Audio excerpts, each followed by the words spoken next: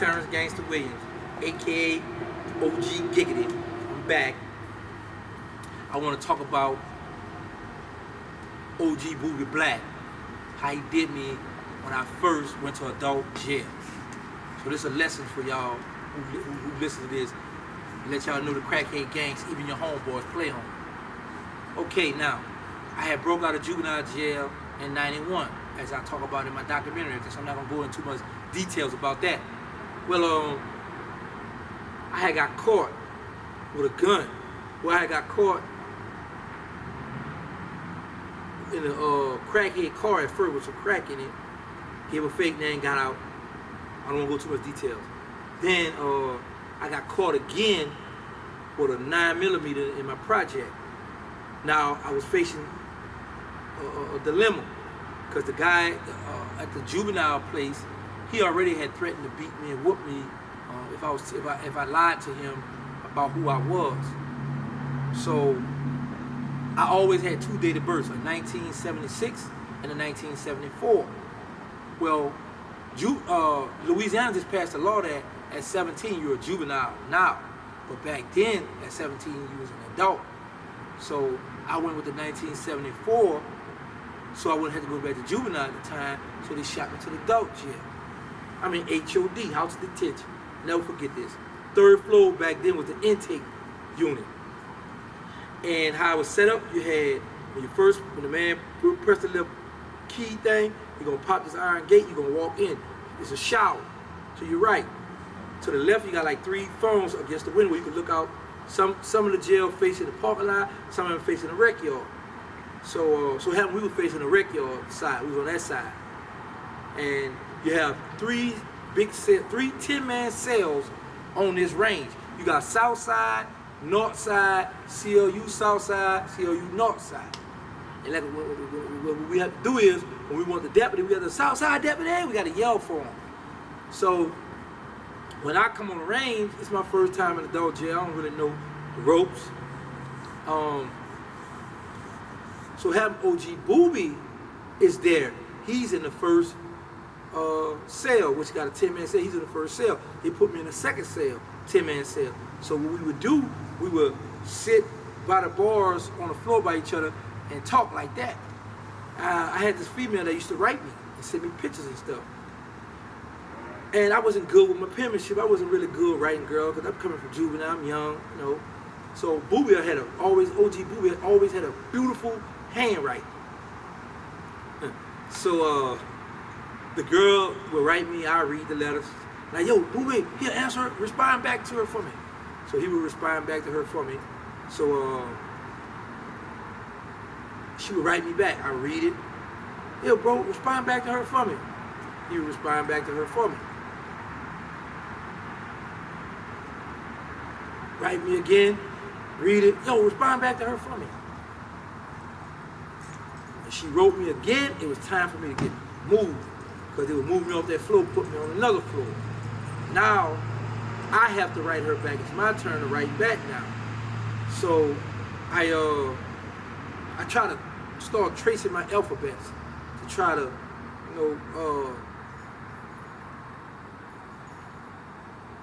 I ain't had this in prison. I started tracing my alphabets, trying to draw my alphabets to try to match how OG Boobie write, because he had a beautiful handwriting. I couldn't really get it. So I just wrote the girl, I said, listen, man, that was OG Boobie, that was Boobie back then. That was Boobie Black writing for me. You know, I just want to let you know now, because I know you can tell the difference with the handwriting. To my surprise, she write me back. Oh, I know, because he be writing me too. Now, she from out in prison, he been knowing her too, but he didn't have her address because this was my little female friend. But he backdoored me. So that's a lesson learned. Don't never give nobody, your girl, information. Because he played me, man. He got me. I was a fresh fish in jail. I ain't know no better.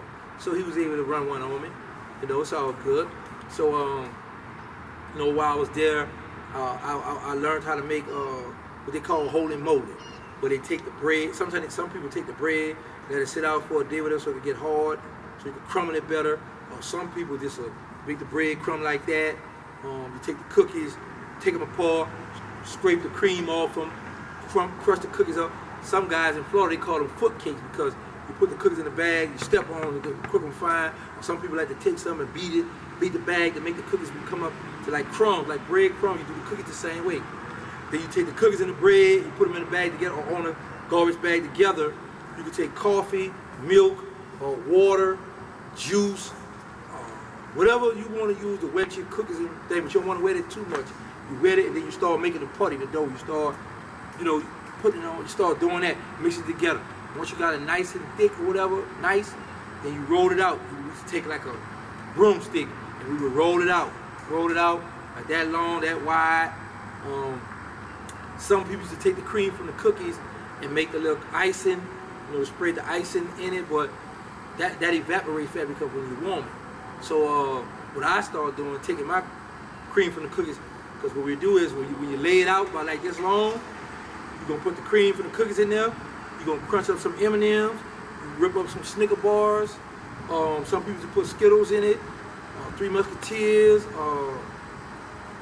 Twigs.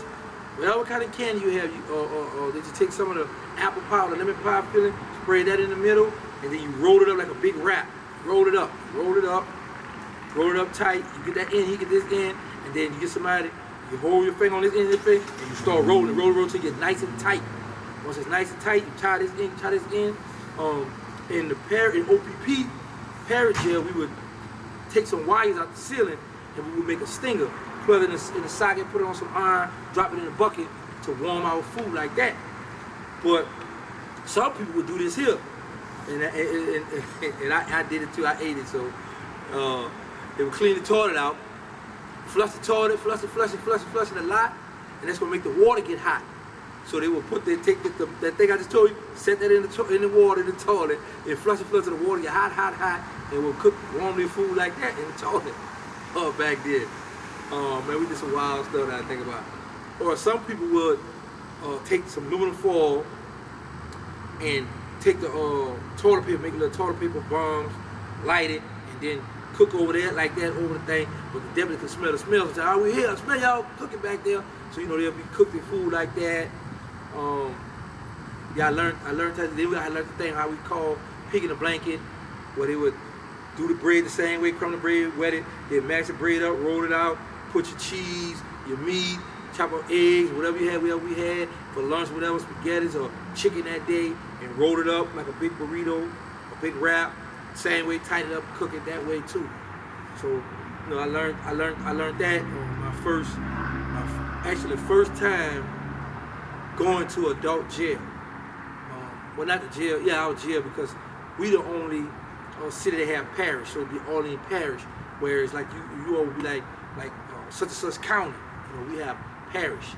So it was my first time in the Orleans Parish jail, and I had got that experience, and I had, like I say, I was still on the run for juvenile, so by me giving the 1974 date of birth, it made me an adult. So when I went to court, they circled felony. I had a gun case. So they had found out that I was a juvenile, that I was still wanted for juvenile. So when they got ready to ship me back, they had to they brought me over to the juvenile jail. I went to the court, I slept there. So the next day, the man that drive us up to juvenile prison in Baker, Louisiana, up to where Baton Rouge at, he had came, he said, Terrance Williams. I said, yeah, what's up? He said, Daddy, your lucky day. I said, what you talking about? He said, man, the judge released you. I said, I don't have to go up there. He said, no, the judge released you from here because they saw the paperwork and seen that it has felony circle. So once you're a juvenile and you either break out of juvenile jail or you go AWOL from juvenile jail and you catch an adult charge, they're not going to let you back on a juvenile compound. So I escaped that. So I didn't have to go back. Right? Let me hit this thing one more time. I ain't had this in the prison. So anyway, they released me, man. Go home. Went home. That's when I hooked up with Black and Mo. Black and Mo and I hooked up. But that's it for now. I'm gonna cut it right there, because I know you all want some more. So it's all good. One love, tune in. I'm going to keep them coming, baby.